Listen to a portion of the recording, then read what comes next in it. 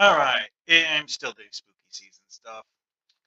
I looked over all of the episodes of TNG season 2 and picked out four more that I'm going to do for spooky season, and then I'm going to get to the rest of them later. Now, the first of these that I'm going to be doing this week is Loud as a Whisper. A lot of people are going to look at this and think, wait, what's spooky about this one? Well, the entire idea of the chorus really creeped me out as when I was a kid watching this. See, the basic gist of the chorus is that you have this guy here who is deaf or mute or something. I don't remember exactly. And you have these three other people who speak for him. The part about this that never made sense to me is like, one, why do you need three people to do this? And two, they're not telepaths. They can't read his mind. They seemingly accomplish this task, sorry, by guessing what he feels. And that it took them years to learn to understand him to the level required to be able to accurately guess what he's thinking at any given time. And this guy is a Federation diplomat who negotiates peace treaties. And he has his chorus do the talking for him when he's doing negotiations.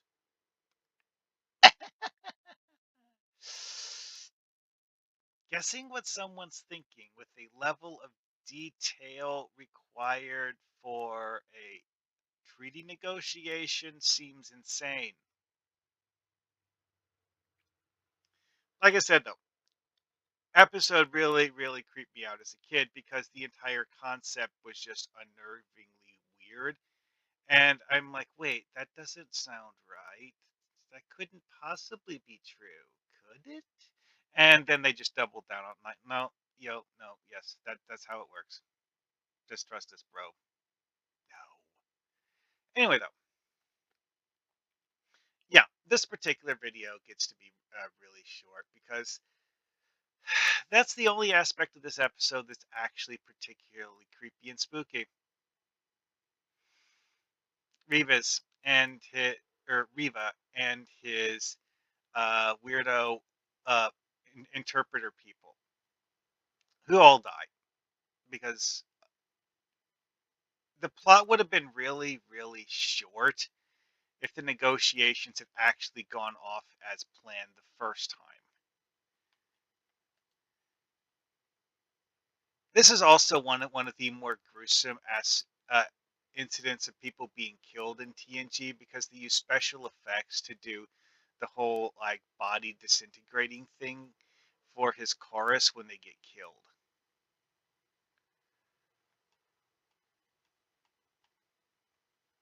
Which, yeah, okay. People talk about how there's that one first season episode with the brain parasites as being the worst.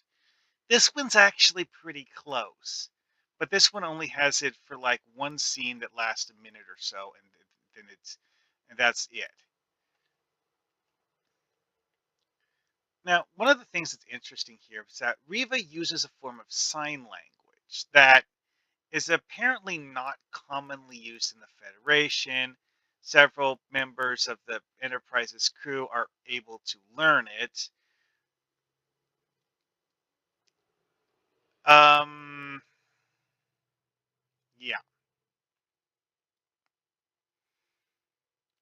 that is the part that get adds an extra weirdness is because of the fact that he actually doesn't need them to communicate with people. He just got into the habit of using them to communicate. And I don't know, I guess you could call it lazy. I'm not sure exactly.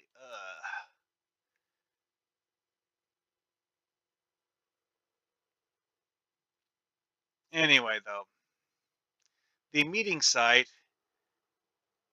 is another thing that was kind of strange because the fact that it's explicitly stated to be a location that's a deserted planet no one lives on, although it does have a breathable atmosphere. And this entire structure here was created by the crew of the USS Enterprise as a meeting location so that they would have something other than dirt and rocks to use for the meeting location.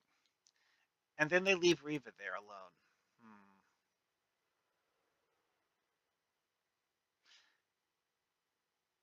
I think I don't know. Again, that was nothing that kind of freaked me out. It's like wait a second. The guy nearly got killed the first time, and his chorus got killed the first time, and you're just leaving him there alone, uh, by himself, and hoping for the best. Really?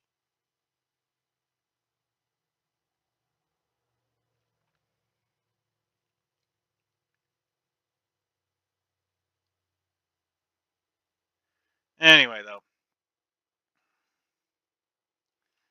yeah, not a particularly um in-depth one.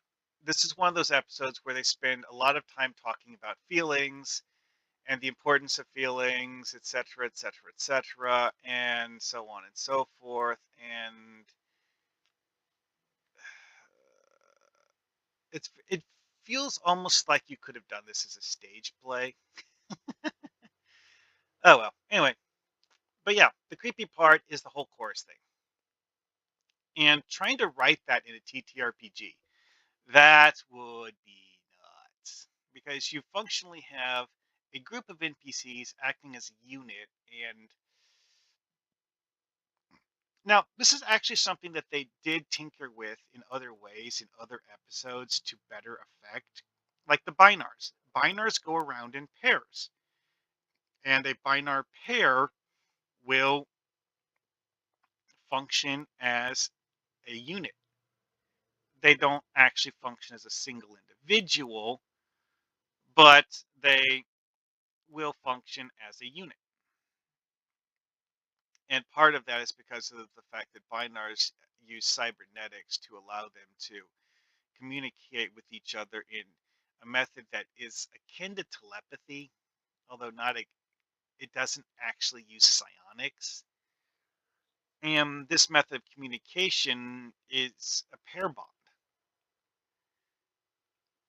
Anyway, though, so yeah, trying to write this in a TTRPG, have fun with that if you really want to freak out the players and make them wonder what the heck is going on. Unless they've seen this episode, they won't get it. At least not at first. You might have to explain it several times. Oh well, again, it's a fun idea to play with if you don't try to make it make sense, because it won't. Oh well, time to go.